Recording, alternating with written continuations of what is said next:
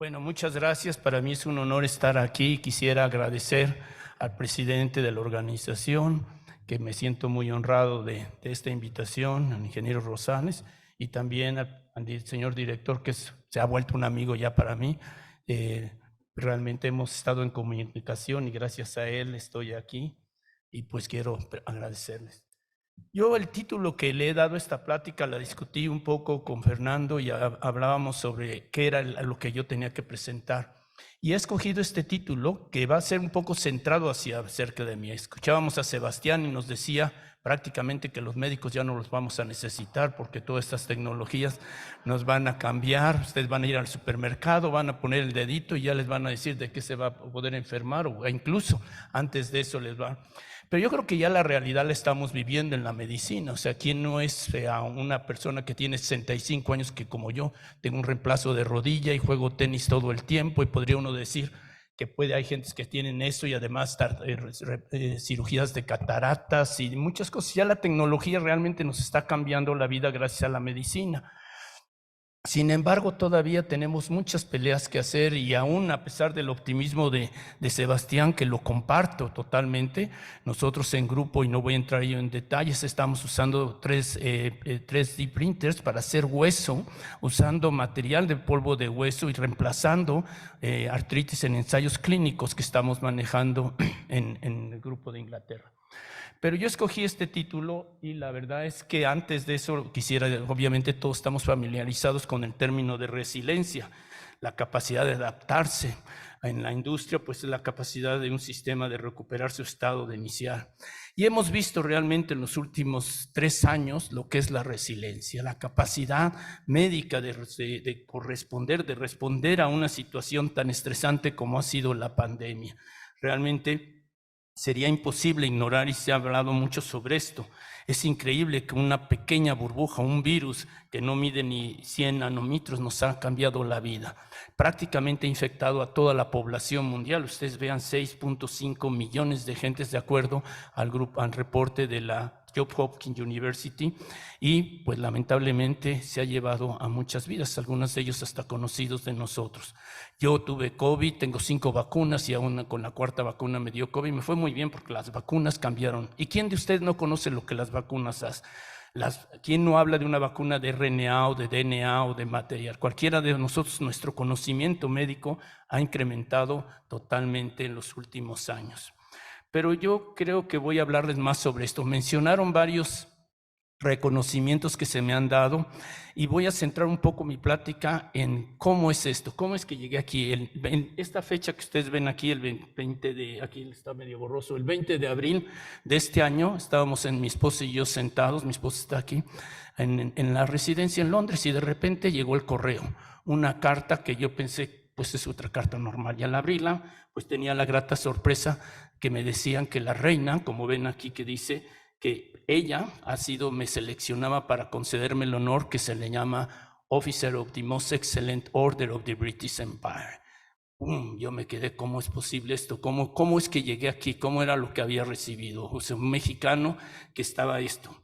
Ahora ya se me informó que el rey, ahora ya no va a ser la reina, lamentablemente va a ser el rey el 15 de diciembre, me visita y iremos a Buckingham y me dará el espadazo, espero que no le falle. La reina le traían ya una espada chiquita, porque en caso de que fuera, pero pues va a ser una experiencia interesante que realmente pues me llena de emoción y como yo dije, al recibir esto me honra a mí, pero también honra a México. Y déjame llegarle porque la pregunta que uno se hace es, ¿cómo es que recibí esto? ¿Qué es lo que tuve que hacer para llegar a recibir esto? Y la verdad que ha sido una trayectoria, pues yo diría llena de resiliencia. Y perdón que mi plática va a ser muy centrada, muy cerca de mí, porque voy a contarles un poco mi historia de qué fue las barreras que tuve que vencer para llegar a esto, que no fueron fáciles, muchas de ellas, pero que de alguna manera me han permitido pensar que he podido ayudar a salvar muchas vidas. Yo nací en la Ciudad de México, de una familia de clase media, pero con muchos principios. Nos enseñaron el amor, el respeto, la honradez. Mi padre era un vendedor ambulante de viajero, viajaba por todo, trabajando, vendiendo para una compañía. Mi madre pues se quedaba a cuidarnos a nosotros y crecimos en un ambiente normal. Yo no era el más agraciado de la familia, como ven aquí, realmente era el más feíto, pero en cierta forma era un niño feliz. Yo era muy contento y me la pasaba muy bien y tenía yo una familia muy agradable. Vivíamos en la colonia Juárez, en ese entonces en Versalles y Barcelona. El otro día empecé a escribir un libro que le llamo El edificio de Versalles y todo pensaba que era el edificio de Versalles en Francia, ¿no?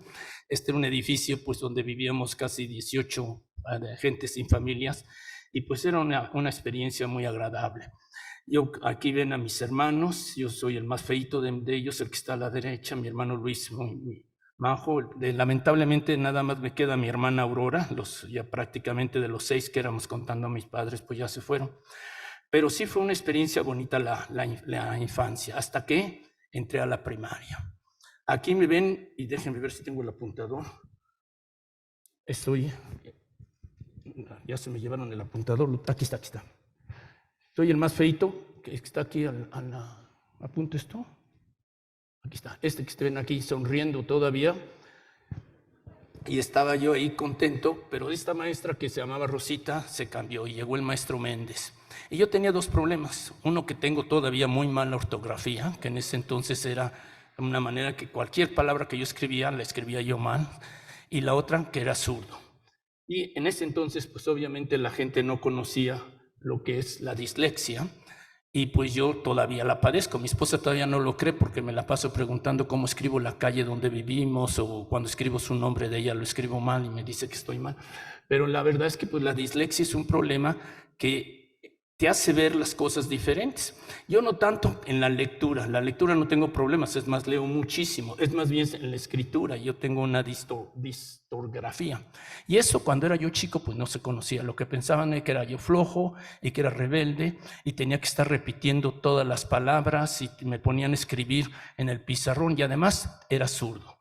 Y entonces esto hacía las cosas más complicadas. El maestro me ponía un guante y terminaba sentándome contra la pared. Decía que la cargaba yo la vergüenza en la suela de los zapatos y la verdad es que me la pasaba yo pues mal. Me la pasaba peleando con mis amiguitos y la surdera, como ustedes saben, se ha sido durante mucho tiempo pues en cierta forma discriminada.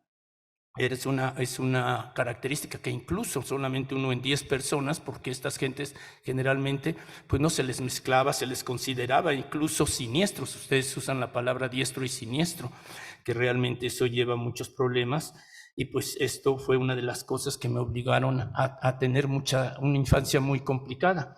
Y aquí ya se refleja, aquí ya me ven en esta parte de aquí escondiéndome atrás, ya no quería yo estar en la escuela, me la vivía peleando con mis amigos y pues mi madre me tenía que firmar las boletas que yo se las escondía porque me salían las calificaciones realmente penosas. Ustedes vean aquí, orden 5, 6, o sea, todo gramática y prácticamente sobrevivía de panzazo. O sea, la primaria fue una de las cosas más difíciles. Ya están las calificaciones y ustedes quizá como que tienen mi edad o jóvenes, nos mandaban a que nos firmaran las calificaciones, las mamás, todo, y yo la escondía. Yo no quería que supiera que había sacado 5 mi mamá, pero de todas maneras ya lo sabía porque siempre corría.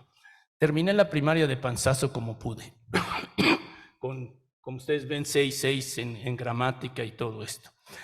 La secundaria la llevé más o menos con los mismos problemas de gramática, pero pues ya era yo un poco más feliz, adolescente. Había conocido a María Elena, que vendría a ser mi esposa, y estaba yo pensando que las cosas iban bien en la vida. Lamentablemente, otra desgracia vino a llegarme.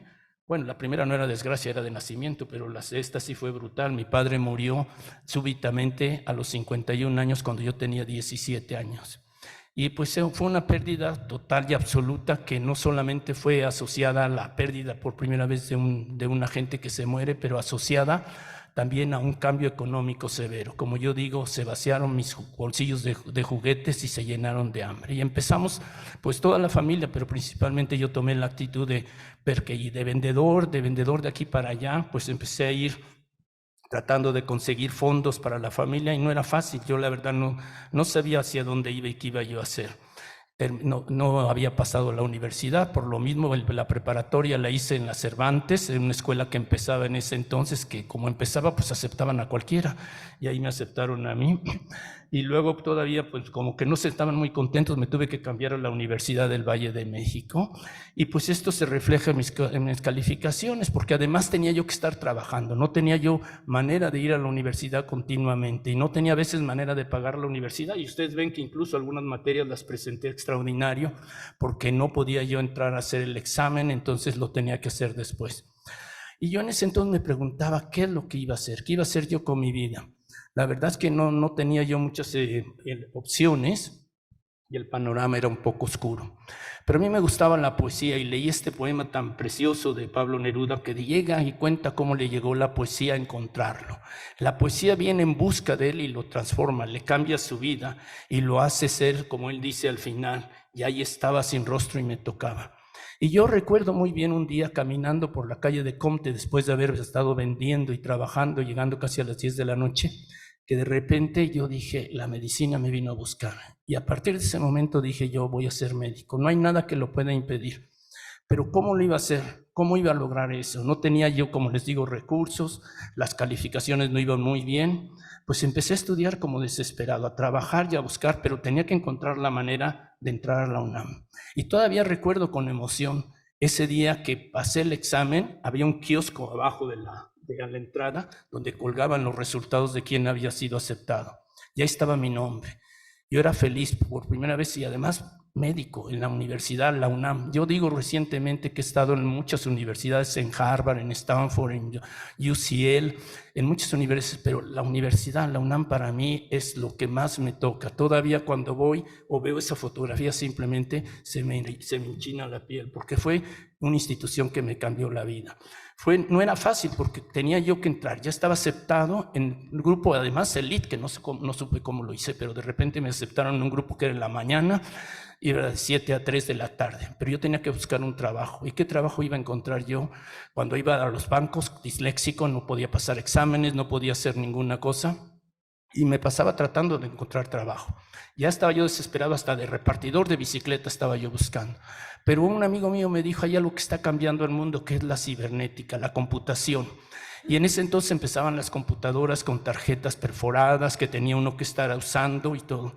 Y había cursos por todos lados, pero yo no podía, pues, en ese entonces ofrecerlos. Entonces, de repente me enteré que el edificio de IBM se había construido, ustedes lo habrán visto muchas veces, en Avenida Mariano Escobedo y Campos Elíseos. Y pues me fui ahí directamente y busqué y pregunté quién era el director. Se llamaba don Gustavo de la Serna, una gente extraordinaria, una gente bondadosa, que me le acerqué y me dijo, te vamos a dar una beca. Y me dio una beca que me cambió la vida, una beca de 3 semanas que aprendí a hacer computación. La verdad es que no le entendía mucho estas cosas tampoco, pero de alguna manera se me había aceptado. Esa carta, que no se ve muy bien, está medio borrosa, pero dice que llevé un curso en IBM. Y con esta carta yo dije, ya puedo empezar a buscar trabajo. Y, perdón, traigo un poco, no es COVID, ya tengo las 5 vacunas, pero pues finalmente pude encontrar un trabajo. Y además era en la tarde, de 3 a 10 de la noche. O sea, ya podía entrar a la universidad a las 7, salir a las 3, como pudiera. Me tenía que salir antes, perder algunas materias, pero irme a las 10 de la noche, hasta las 10 de la noche y llegar a la casa a estudiar. Y trabajé toda la carrera, toda la universidad al mismo tiempo que estudiaba. Entonces estaba yo en la universidad feliz y empecé a hacer mis rotaciones. Como no podía quedarme todo el tiempo en la universidad, tenía que ir a trabajar, pues no tenía tiempo para hacer muchas pasantías clínicas, por lo que los fines de semana me la pasaba en los hospitales recorriendo, pero estaba yo en la universidad y era feliz. Y por ejemplo, un día estando yo en la universidad, en el Hospital 20 de Ferrocarriles, que ven aquí, esta fotografía está quizá más antigua de la que cuando yo estuve, pero era un hospital de los primeros que yo rotaba. Me pasaba los fines de semana ahí. Y me acuerdo que un día, estando ahí, también tuve una conversación que me cambió la vida. Era noche, habíamos operado a un paciente, yo emocionado, era mi primera cirugía que participaba. Salimos y el doctor me invitó un bocadillo en la noche. Y estábamos sentados y me dice, te veo muy entusiasmado, ¿qué vas a hacer en la vida? Y le digo, pues quiero ir a la mejor universidad después de la UNAM. Me dice, ¿cuál es esa? Y le dije, pues no sé. Me dice, Harvard. Le digo, voy para Harvard. Y se rió, ¿no? Y dice, Alejandro, te estoy imitando el único bocadillo que tienes. Yo traía zapatos, había cruzado la pierna y me dice, ¿traes agujeros en los zapatos y vas a ir a Harvard? Digo, no, dime qué necesito hacer. Me dice, pues no sé, sacar el mejor promedio en la carrera, en la universidad, empezar a buscar, hacer una residencia y pasar los exámenes y a ver cómo. Dije, pues si eso es lo que se necesita, es lo que voy a hacer. Y me dediqué a estudiar como desesperado, trabajando, salía yo a las 10 de la noche, estudiaba yo toda la noche prácticamente. Mi madre a veces me despertaba a las 3 porque estaba yo cansado, por lo menos unas horas estudiar más. Y así empecé. Esta carta que ven aquí dice que saqué promedio de 10 en todas las asignaturas clínicas. Era una tras otra, eran 16 materias y las iba haciendo. Y luego esta que ven es también en las asignaturas de otro promedio de 10. O sea, una de las partes ya la tenía, había sacado promedio de 10 y ahora me podía titular. Tenía un título de medicina que pues me hubiera encantado dárselo a mi padre, pero por lo menos lo había logrado. Ahora venía lo difícil, hacer también la residencia. Y para aquellos que somos médicos o que están familiarizados con médicos o estudiantes de médicos, algunos tendrán hijos, saben que la residencia es muy competitiva. Entrar hay que hacer un examen que se llama el rotatorio. Y es un examen bastante complejo. Más o menos en ese entonces había como 10,000 participantes y solamente 1,000 entraban a hacer la residencia. Pues yo me puse a estudiar en el internado, en cualquier lugar como podía, y de repente me dijeron qué pasaba. Y entré a hacer mi residencia en el Hospital 20 de Noviembre, un hospital precioso. Aquí estará Jesús Martínez Redis, un compañero mío de la especialidad, que nos la pasábamos trabajando y estudiando. Y yo al final ya estaba ahí. Además, yo inicialmente quería ser cardiólogo, pero me di cuenta que me gustaba más otra cosa, que era la ciencia y el cáncer. Me disgustaba ver pacientes que fallecían en cáncer. Entonces yo me dije, vas a tener un pleito contra el cáncer y el cáncer va a tener un pleito contra ti. Y me dediqué toda la vida a pelear cáncer hasta ahora. Ese es el título de la especialidad. Entonces ya tenía lo que me había dicho este doctor, pero ahora ¿cómo iba a ir a Harvard? ¿Cómo iba a llegar allá? No era fácil. Yo en ese entonces me enteré que el premio Nobel Baruch Benacerraf, que era un venezolano, y el doctor Edmund Yunes, que también estaban en el Dana-Farber Cancer Institute. Baruch había obtenido el premio Nobel en 1980 por descubrir los genes que podían permitir pelear contra el cáncer. Y empecé a escribirles, a bombardearlos como no se imaginan. Casi me dijeron que me aceptaban ya para que no les estuviera yo mandando cartas, porque yo los tenía cansados todo el tiempo, y finalmente recibí mi carta. Esta carta fue todavía recuerdo el aroma de ese papel que venía doblada y diciéndome que me había aceptado hacer una pasantía de postdoctorado en Harvard. Y la fecha no se ve muy bien, pero es 1982. Y ustedes recuerdan algunos que en 1982 México entró en una de las crisis más serias que tuvimos. Una devaluación enorme con fuga de dinero, y pues las opciones que yo tenía de conseguir becas eran prácticamente cero. Ya estaba aceptado, ya había hecho todo y ahora salía que no había manera de llegar. Pues dije, pues tiene que haber una forma. Y empecé a escribir cartas hasta las hermanitas descansas, a las Pepsi-Colas, a la Coca-Cola. Ustedes díganle, miren, aquí vean una carta que le escribí a Miguel de la Madrid, era en ese entonces presidente. En esa carta le decía que me habían aceptado, que había sacado el mejor promedio, que estaba yo comprometido, que yo me comprometía a no defraudarle la confianza que me daba, que la única manera que lo podía hacer era con el trabajo y la evidencia que había yo hecho en la vida, que el compromiso era muy serio, pero que estaba yo dispuesto a hacerlo. No tuve respuesta a esta carta. Tuve otra carta que aquí ven con el rector de la universidad, que es el doctor Octavio Rivera, otra que mandé al que era el director del CONACYT también. En fin, todo estaba yo mandando. Pero me enteré que la Organización Mundial de la Salud estaba dando becas opcionales y empecé a mandar cartas y conseguí. Tenía que tener evidencias de que había pasado, muchos papeles, pero en fin, finalmente llegó esa carta. Esta es de la Organización Mundial de la Salud. Me aceptaba a darme una beca para irme a Harvard. La cantidad eran 660 dólares, que no era mucho. Sobre todo en Harvard la renta costaba 500 y tantos. Mi esposa y yo teníamos casi que estar al principio con 100 y tantos dólares, pero estábamos vivos, estábamos en Harvard. Ella empezó a trabajar incluso de babysitter, yo empecé a conseguir más becas, después ella es contador, consiguió buenos trabajos y empezó a irnos mejor. Y yo estaba feliz, ya estaba, además me la renovaron. Así que yo me había viajado a Harvard. Uno de los problemas que tenía es que en todo ese ir y venir no había yo tenido tiempo de estudiar inglés. Y además fondos para estudiar inglés. Entonces, prácticamente por eso me escogí también a Baruch Benacerraf y a este hombre, porque ellos hablaban español. Pero cuando se enteraron que yo no tenía ni idea, estaba yo en problemas serios. Al principio hablaba yo casi con señas y con señales, así que eso fue un periodo, y además con la dislexia, pues imagínense todavía peor. Si no me daba en español, Baruch Benacerraf un día me dio a traducir un documento porque iba a dar una plática en Venezuela y me dice, muchachito tonto, no has aprendido el inglés y ya se te olvidó el español. La verdad es que nunca lo había aprendido bien, ¿no? Pero ya estaba yo ahí feliz de la vida y era un momento de felicidad, que estaba yo aceptado por ellos y estaba yo empezando a hacer mis trabajos. Harvard era impresionante, yo trabajaba todos los días, llegaba a las 11 de la noche y me iba otra vez a las 2 de la mañana al hospital, hacíamos experimentos y terminamos con publicaciones importantes que habían hecho contribuciones a cáncer. Ya estaba yo logrando mi sueño, pero después de 4 años casi de estar en Harvard, yo quería hacer algo más, quería hacer un doctorado. Y ahí venía el problema, ¿cómo hacer un doctorado? Porque yo otra vez necesitaría buscar fondos. Y la carta llegó esta vez de Inglaterra. Venía de Lady Bodmer y Julia Bodmer. Estaban buscando un agente para que hiciera un postdoctorado. Primero decían un postdoctorado ahí. Yo quería hacer un doctorado. Finalmente le escribí cartas y cartas y cartas y cartas a ella, a Lady y Julia. Los dos fueron propuestos para premio Nobel porque habían descubierto estos genes también que nos permiten pelear contra el cáncer.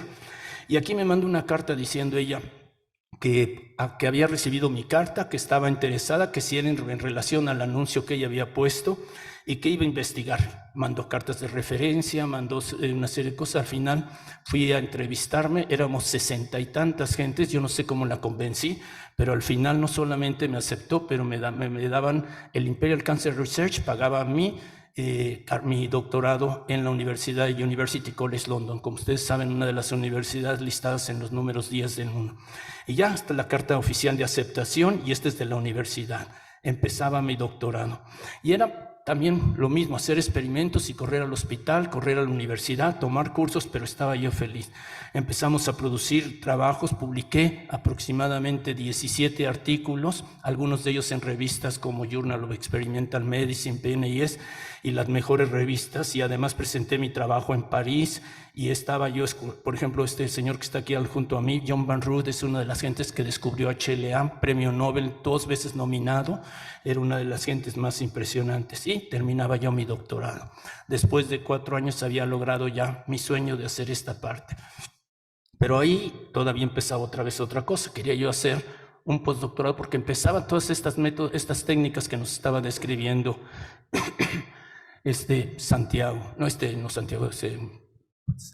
Sebastián, ya ven la dislexia, y entonces Sebastián, había un tipo que se llamaba Peter Parham, que había hecho en ese momento los métodos más importantes e innovativos para secuenciar el genoma humano.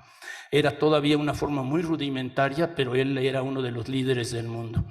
Pues dije, pues lo voy a convencer. Y ahí voy, le empiezo a escribir cartas nuevamente, no me contestó, pero me enteré que venía en la Imperial Cancer Research, donde yo estaba haciendo el doctorado. Y dije, aquí uso la técnica del elevador, porque venía a comer con Julia y Walter Bodmer en el 5º piso. Y lo esperé a la entrada del elevador, me le metí rápidamente. Él dice que lo ataqué. No exactamente, pero le iba yo mostrando todos mis experimentos. Y cuando llegó arriba, yo todo espantado, me dijo, sí, voy a preguntar más y todo.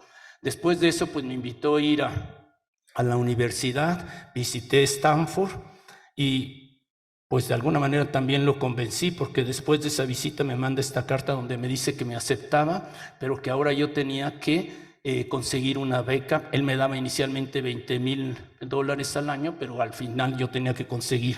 Y conseguí por suerte a través de una competencia, porque es mandar cartas y cartas y cartas a conseguir grants, y conseguí esta beca que se me otorgaba un promedio de también para 3 o 4 años, pero ya tenía, y además es muy prestigiosa, ser fellow de la Leukemia Society de América era un plus todavía que me permitía tener otra herramienta más.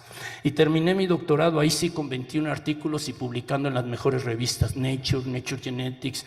Las revistas eran bastante de alto nivel, y entonces ya estaba yo bien equipado, ya estaba yo preparado. Como dice mi esposa, después de 35 años de estudio, ya métete a trabajar en algo, ¿no? Y ustedes ven aquí, o sea, había recorrido muchas universidades y todo, pero yo dije, otro postdoctorado ya no me lo acepta mi mujer. Y entonces ya empecé a buscar trabajo y por suerte recibí, ya tenía yo, como quien dice, un buen cargamento y herramientas.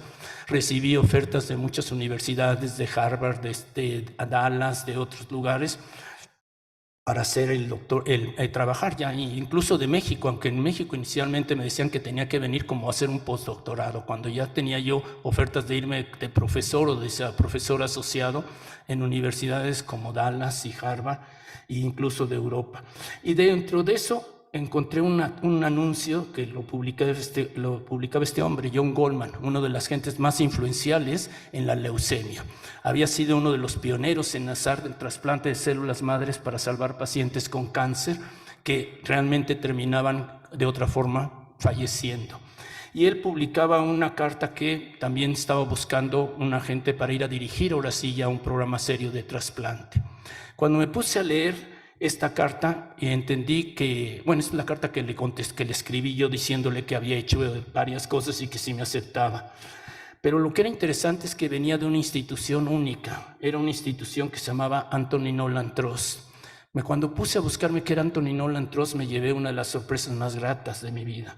Porque ¿quién fue Anthony? Anthony era un niño como cualquier otro paciente que vemos muchas veces, pero su madre, esta mujer que ven aquí, que no era ni médico ni científico, iba a cambiar la vida no solamente de un paciente, sino de millones de gentes. Ella, sin saberlo en ese momento, inició algo tratando de salvar a su hijo.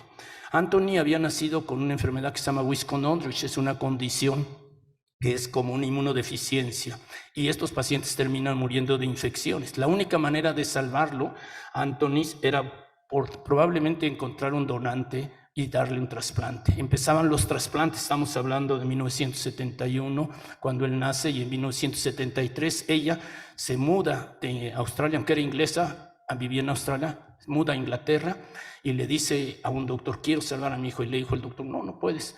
Dice, pues tiene que haber un donante. Y dice, pues quizás sí, pero no hay registros. Pues tengo que encontrar uno. ¿Cuántos necesito? Él le dijo. Ella le dijo, él contestó, 100,000, 200,000. Perdón, dijo, pues si eso es lo que necesito, lo voy a hacer. Y en una resiliencia única, se fue, como ven, a las escuelas, a los pubs, a las iglesias, a los campos militares. Aquí la ven demostrando afuera de la casa del primer ministro y diciendo, ¿saben cuánto cuesta salvar la vida de un hijo? Mi hijo se muere a este momento, ayuden 20,000. Y esto está afuera de la casa de tal ministro. Causó tal caos que fue detenida incluso por los bobbies, por los policías que ven atrás de la Scotland Yard. Y ellos fueron los primeros en ser los primeros donantes en el mundo. Gracias a ella, actualmente hay 40 millones de donantes en todo el mundo. En México incluso hay donantes, y esto ha permitido salvar muchas vidas. Anthony lamentablemente fallece sin encontrar un donante en 1979, pero para entonces ya 3 pacientes habían recibido un injerto, un trasplante de un paciente que él estaba permitiendo. Después de muchas entrevistas y visitas a Inglaterra, fui aceptado como director del Instituto Anthony Nolan para ir a dirigirlo. Aquí me dice que me acepta. Primero dice que va por 3 años. No sabía con quién estaba hablando porque me quedé casi 30 años con él en el instituto trabajando, y fue una experiencia fantástica. O sea, ya estaba yo ahí, y John, cuando hizo las entrevistas, me decía, si salen bien las cosas, Alejandro, the sky is the limit. Si vas a hacer las cosas bien, va a ser el límite. Y empezamos a trabajar enormemente. Había que buscar dinero para encontrar y crear el instituto. Y ahí dice que un líder mundial reconocido había sido seleccionado, que soy yo, y que en ese momento iba a ser para dirigir el instituto. Y empezamos a buscar, a crear el instituto, y aquí lo ven diseñando. Yo estuve muy envuelto en diseño de laboratorios, de lugares donde tuviéramos lugares para academias. Aquí ven a la duquesa de Kent cuando vino a abrir el instituto. Era un instituto de investigación de primera línea con laboratorios totalmente pues bien equipados que permitían ahora hacer innovaciones en cáncer. Ahora lo que tenía yo que tener era gente de primera línea. ¿Y quién mejor que los mexicanos? Me traje inmediatamente mi primer estudiante que ven aquí, Rafael Argüello, que actualmente es director de un instituto aquí en México. Fue mi primer estudiante. Él publicó durante su doctorado conmigo 21 artículos. Inventamos con él un método que fue patentado, que nos dieron hasta 1.5 millones de libras por un método que permitía buscar a los donantes con certeza, con precisión, hacer que cada trasplante fuera mejor. Pero acá abajo vemos también otras chicas que son mexicanas. Vemos a Alejandra Solache, que está a la izquierda aquí, a Isabel, que ahora son líderes también, Euridice de Venezuela, había gente de Alemania. De repente tenía yo un grupo casi de 100 gentes que me había traído, algunos con becas, otros con grants que había yo coleccionado y otras fuentes que empezábamos. Y estábamos equipados para pelear cáncer. ¿Qué era lo que teníamos que hacer? Era hacer que el instituto buscara maneras de que cada trasplante fuera efectivo, que hubiera donantes que fueran, no solamente estuvieran ahí, pero que cada trasplante tuviera un éxito de 100%. Esta transparencia que ustedes ven aquí está cargada de incluso gentes que contribuyeron con premios Nobel al descubrimiento. Desde los 1950 empiezan los trasplantes de médula ósea. Primero eran autólogos. Inicialmente se iniciaron porque las bombas atómicas dejaban pacientes totalmente sin sangre, o sea, les destruía sus células madres y este paciente entraba en aplasia. Y las gentes se empezaron a decir, bueno, ¿qué pasa si damos un trasplante de células madres a estos pacientes y reemplazamos todos los elementos sanguíneos? Y funcionó, pero el problema es que si no encontraba uno el donante adecuado, a veces el mismo trasplante era el que mataba al paciente. En este caso había que irradiar al paciente y buscar un donante que fuera compatible. Los primeros trasplantes no fueron tan exitosos. Ustedes vean las curvas acá abajo, muy pocos pacientes que se trasplantan. Cada una de estas curvas que ven aquí son 100 pacientes, vamos a decir, que están inicialmente con leucemias, o se les irradia y se les pone en trasplante. Muy pocos sobrevivían porque no teníamos donantes compatibles, pero Donald Thomas recibiría el premio Nobel por este trabajo y por estas contribuciones importantes. Pero como les mencioné, una mujer cambiaría la vida de muchas gentes porque inició el concepto de que era posible donar, que era posible dar un injerto y poder ayudar a los pacientes. Y gracias a esto, como les digo, hay muchos registros en el mundo. Yo me he dedicado a abrir registros también en el mundo. He viajado mucho a diferentes partes para crear y transmitir. La rosa, bueno, la flor favorita de Anthony era una margarita. Y Shirley Nolan la tomó como ejemplo porque decía que una margarita consiste de muchos pétalos. Uno tiene muchas células madres y puede donar y seguir siendo un individuo. Pero a la vez un registro está formado de múltiples pétalos y entonces ese concepto quedó como la flor de Anthony. Y pues Anthony todavía es un símbolo donde casi era como un héroe que quedó ahí su nombre, pero realmente fue Shirley Nolan. Donormo es un registro creado en México por la doctora Clara Gorodetsky. Yo participé al principio con el doctor Roberto Villa en crear estos registros y actualmente hay. Brevemente un paso a través de lo que es el trasplante. Como ustedes saben, está el trasplante autólogo, donde uno saca las células madre de un donante, el mismo paciente, irradia uno al paciente y se las pone uno de regreso. El problema es que en pacientes que desarrollan cáncer, el sistema inmune ha fallado en reconocer a las células tumorales. Al dar el trasplante autólogo, le estamos dando su mismo sistema inmune, su mismo ejército que falló en la primera instancia. Entonces no son los más efectivos.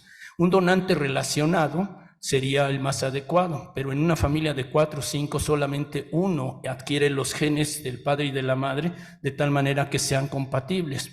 Es por ello que se necesitan trasplantes de donantes no relacionados.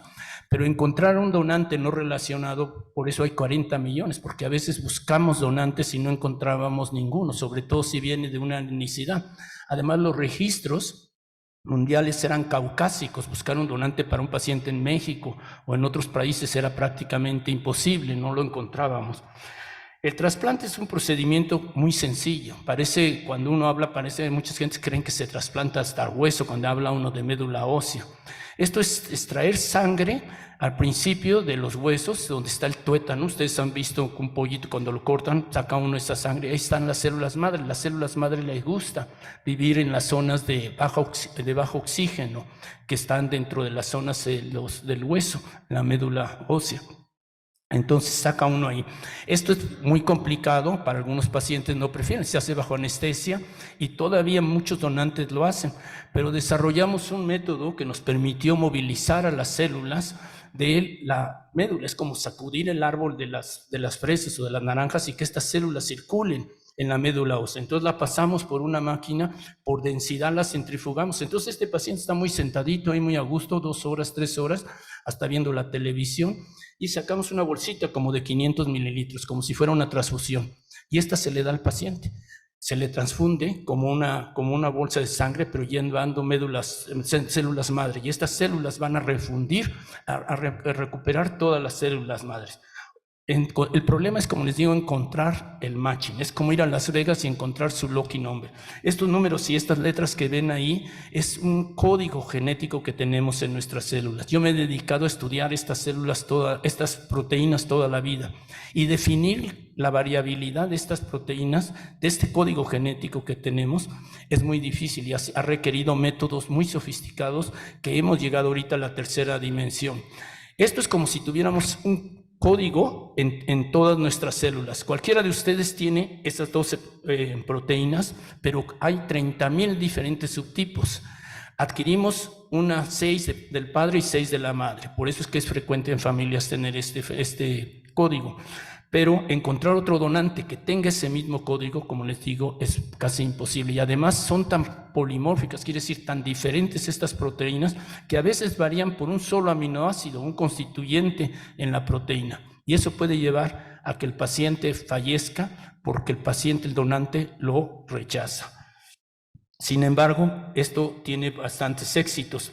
Las curvas las hemos subido ven abajo, la curva de abajo es menos del 30%. Esto nuevamente recuerden, son pacientes que se trasplantan todos vivos aquí, y conforme pasa el tiempo, pues lamentablemente vamos perdiendo pacientes y pacientes. Pero si el donante no es idéntico, si no es el mismo tipo de gen, este paciente va a tener una probabilidad de que sobreviva muy baja, 30%.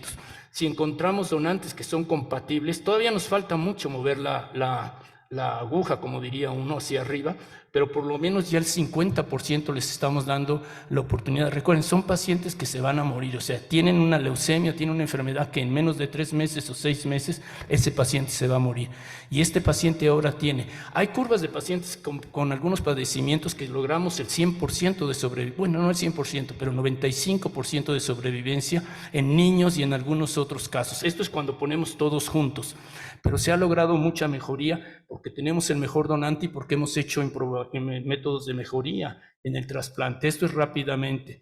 Este es un caso que me gusta siempre mencionarlo, y no le cubro los ojos porque es una gente que le gusta incluso que se mencione su caso. Lloyd Scott era un paciente que era un futbolista, atleta, además bombero. En Inglaterra, para ser bombero tiene que estar muy, muy fuerte. Y me imagino que los mexicanos también bomberos son iguales. Pero este hombre era así muy fit, y de repente salvó a un niño, llegó al hospital, y cuando le hicimos los estudios tenía una leucemia. El pronóstico era realmente terrible, pero se encontró un donante. Y aquí lo ven, él mismo se estaba cuidando, atleta como era. Después de esto se trasplantó y este paciente está perfectamente vivo.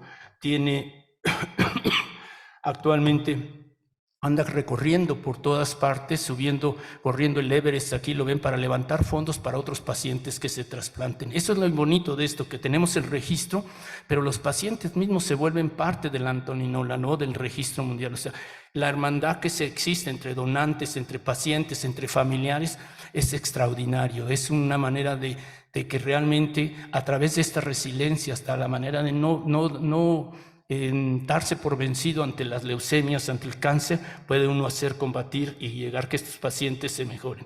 Recuerden que Lloyd es una quimera, o sea, es Lloyd, pero las células que circulan en su sangre son todas del donante, que se llama John, por cierto, también.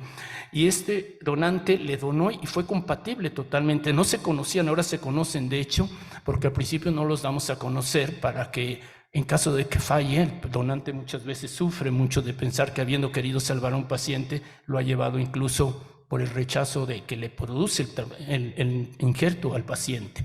Una enfermedad que se llama injerto contra huésped, que destruye al paciente totalmente. Esto quiere decir que las células del sistema inmune del donante ahora reconocen al paciente no como propio, lo reconocen como si estuviera extraño, como si estuviera infectado y lo destruyen totalmente, peor que un lupus o una enfermedad autoinmune. Entonces, lograr la compatibilidad ha sido uno de los objetos más importantes de mis trabajos y de estudios y también de colaboración mundial, no nada más me pongo el reto.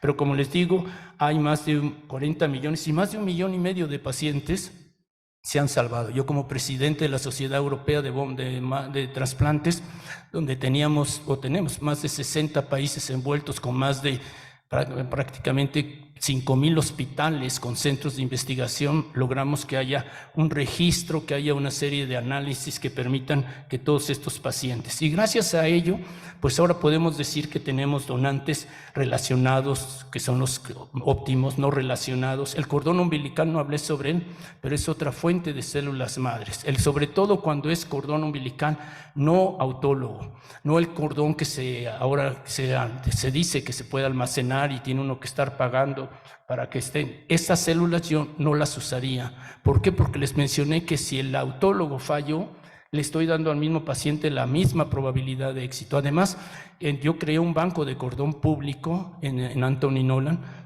que nos permitió almacenar. Ahorita tenemos más de 10,000 unidades, se han salvado muchos pacientes con ellos, pero el procedimiento de congelación y tiempo para congelar la rigurosidad es tan exacto que solamente el 10% de todas las unidades que coleccionamos tienen la capacidad de ser almacenadas. Las otras no tienen la capacidad celular o están infectadas, entonces por eso el cordón no es lo mismo.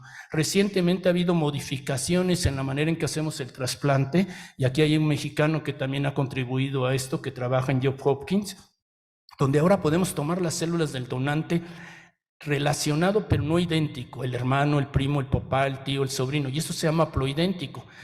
Tiene la mitad de los genes del padre o de la madre, que es lo que le estamos proveyendo. Va a haber rechazo, pero actualmente le damos otra vez quimioterapia en bajas dosis post-trasplante, y esto ha permitido que estos pacientes ahora tengan casi los mismos resultados. Y con esto pues hemos logrado, se puede decir, mejorar la vida de miles de pacientes que de otra manera fallecerían. Recientemente también hemos incursionado, y yo me he dedicado también mucho a esto, a la terapia celular. Voy a entrar brevemente a esto un momento, pero como les digo, hay registros ahora en todo el mundo. Esto es además impresionante. Es una red guardada en un banco de datos mundial, donde cuando buscamos un paciente, un donante para un paciente, lo buscamos inmediatamente en todo el mundo. El mejor donante ahí está registrado y lo podemos encontrar. Y gracias a esta red, pues hemos podido hacer, y a esta cooperación mundial, hemos podido mejorar los trasplantes. Esta misma transparencia que les he mostrado está llena, como les digo, de grandes desarrollos que hemos hecho, mejorar el paciente, entender, pero también el desarrollo de nuevos medicamentos y de terapias nuevas que nos permiten. Voy a referirme brevemente a una que está cambiando la vida de muchos pacientes en cáncer y en leucemias, y que puede ser muy prometedora, sin embargo tiene varias desventajas. Se llama CAR T-Cell. CAR está por Chimeric Antigen Receptor. ¿Qué pasa? El paciente que le falló su sistema inmune para atacar el cáncer, quiere decir que sus células no fueron capaces de reconocer a células tumorales. Entonces, un grupo en Johns Hopkins y en Filadelfia dijo, bueno, ¿por qué no modificamos a las células afuera? Las cargamos, como quien dice, de un lethal weapon, que ahora cuando reconozca el cáncer, las destruya. ¿Qué es el procedimiento? Se le sacan las células al paciente como si fuera una sangre, en una transfusión, se colecciona la sangre, se manda ahora a compañías que lo hacen, Novartis y otras compañías que han adquirido esto, y se le carga con un vector, ahorita voy a explicarlo más detalle, un transportador, un ferry, se le carga un nuevo gen a estas células. Son células del paciente que se modifican, son células del sistema inmune, no células reproductivas, o sea, no estamos modificando a las células genéticamente, son células que las estamos cargando ahora con un lethal weapon que ahora se regresa al paciente de una forma especial. Esto pues se necesita transportadores que son importantes. ¿Cuál es el procedimiento? Imagínense que esta es la célula, el sistema inmune que ha fallado.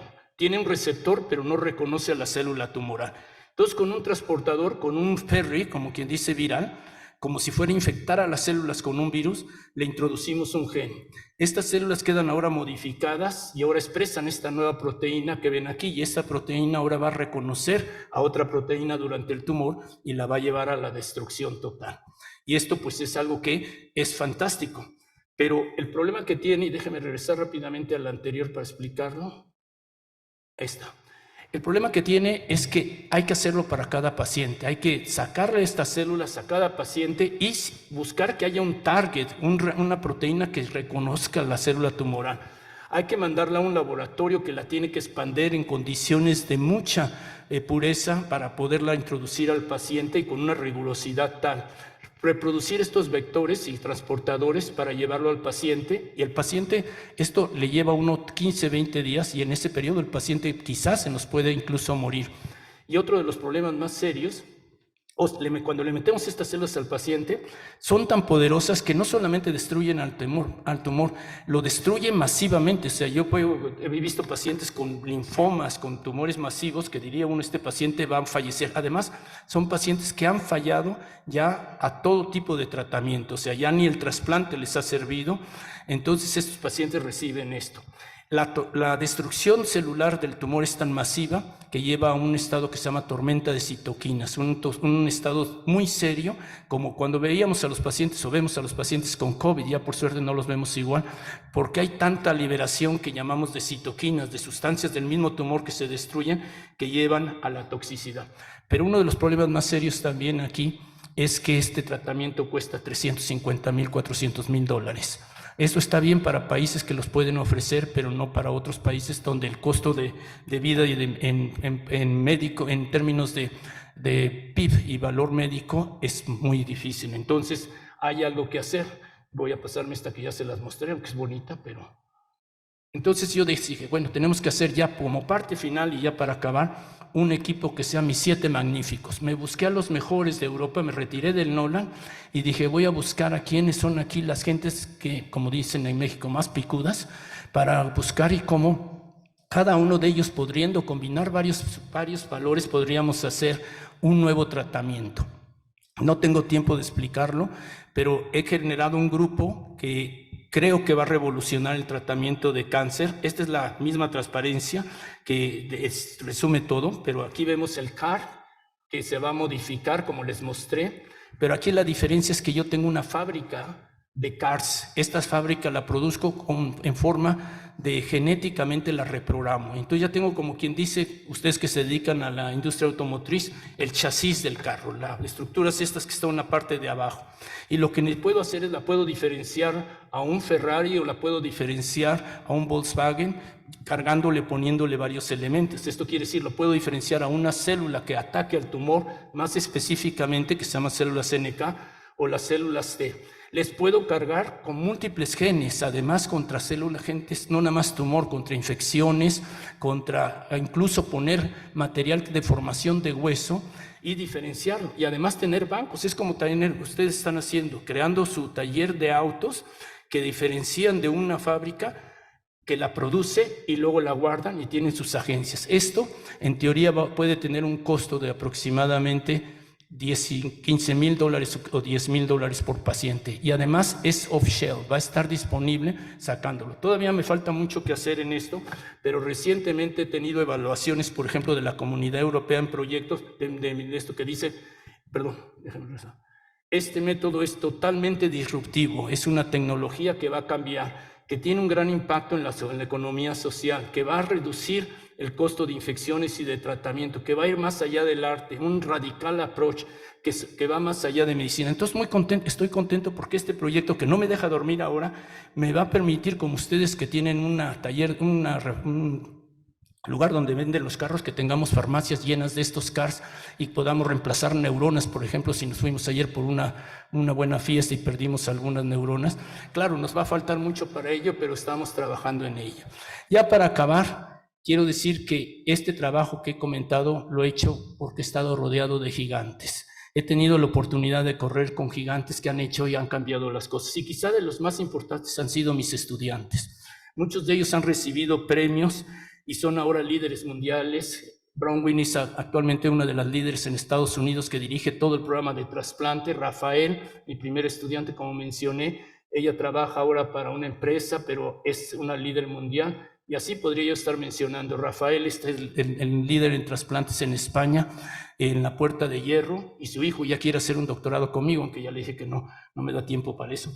Pero la verdad es que otra de las cosas que ha sido más importante es crear un equipo de trabajo a través del mundo, ir y crear otros registros, otros centros que puedan hacer lo mismo, llevarlos a la India, llevarlos a diferentes lugares, ha sido una de las experiencias más bonitas. Aquí estoy con John Goldman, yo soy hombre que todavía está más jovencito ahí, por eso me lo señalo para que me reconozcan, pero hemos andado a todo el mundo. De hecho, como escucharon, la esposa de Gorbachev tenía leucemia, lamentablemente falleció, pero estuvimos buscando donantes para ella. Tuve discusiones con el Papa porque él consideraba que las células madre que estábamos usando de cordón umbilical eran células fetales, que no son, bueno, son células fetales, pero no las tomamos de un embrión ni nada. Y parece que lo convencimos, pero en fin, con varias gentes, y esto me ha permitido pues realmente hacer muchos amigos, trabajar con muchas gentes. He visitado muchos países. Mi secretaria el otro día puso todo junto y dice que le he dado la vuelta al planeta 86 veces, que es bastante, pero siempre, como yo digo, representando a México, que ha sido una de las cosas más importantes.